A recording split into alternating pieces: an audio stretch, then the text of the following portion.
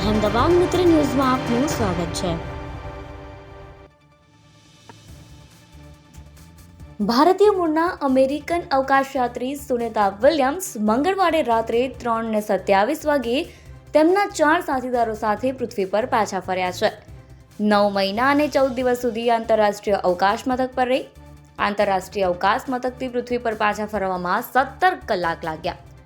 જ્યારે અવકાશયાન પૃથ્વીના વાતાવરણમાં પ્રવેશ્યું ત્યારે તેનું તાપમાન 1650 ડિગ્રી સેલ્સિયસને વટાવી ગયું હતું।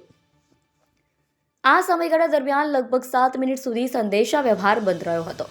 ડ્રેગન કેપ્સ્યુલને અલગ કરવાથી લઈને દરિયામાં ઉતરાણ સુધી લગભગ 17 કલાક લાગ્યા। 18 માર્ચે સવારે 8:35 વાગ્યે સ્પેસ ક્રાફ્ટ હેચ થયું, એટલે કે દરવાજો બંધ થયો। 10:35 વાગ્યે અવકાશયાન ISS અલગ થઈ ગયું। ડીઓર્બિટ બર્ન 19 માર્ચના રોજ સવારે 2:41 વાગે શરૂ થયું, એટલે કે અવકાશયાનનું એન્જિન ભ્રમણ કક્ષાથી વિરુદ્ધ દિશામાં ફાયર કરવામાં આવ્યું, જેના કારણે અવકાશયાન પૃથ્વીના વાતાવરણમાં પ્રવેશ્યું અને 3:27 ફ્લોરિડાના દરિયાકાંઠે પાણીમાં ઉતર્યો। સુનિતા વિલિયમ્સ અને બુચ વિલ્મોર બોઇંગ અને નાસાના 8 દિવસના સંયુક્ત ક્રૂ ફ્લાઇટ ટેસ્ટ મિશન પર ગયા હતા। આ મિશનનો હેતુ બોઇંગના સ્ટારલાઇનર અવકાશયાનની અવકાશયાત્રીઓને અવકાશ મથક પર લઈ જવા અને ત્યાંથી પાછા ફરવાની ક્ષમતાનું પરીક્ષણ કરવાનો હતો।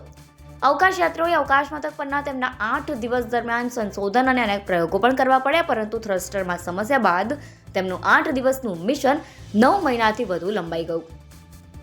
વ્હાઇટ હાઉસના સોશિયલ મીડિયા પ્લેટફોર્મ પર સુનિતા વિલિયમ્સની વાપસી પર લખવામાં આવ્યું હતું કે જે વચન આપ્યું હતું તે અમે પૂરું કર્યું। ટ્રમ્પે એલોન મસ્કનો આભાર પણ માન્યો। અહેમદાબાદ મિત્ર ન્યૂઝની યુટ્યુબ ચેનલને સબસ્ક્રાઇબ કરો અને બેલ આઇકોન જરૂરથી દબાવો, જેથી દરેક મહત્વના વિડીયોની નોટિફિકેશન તમને મળતી રહે।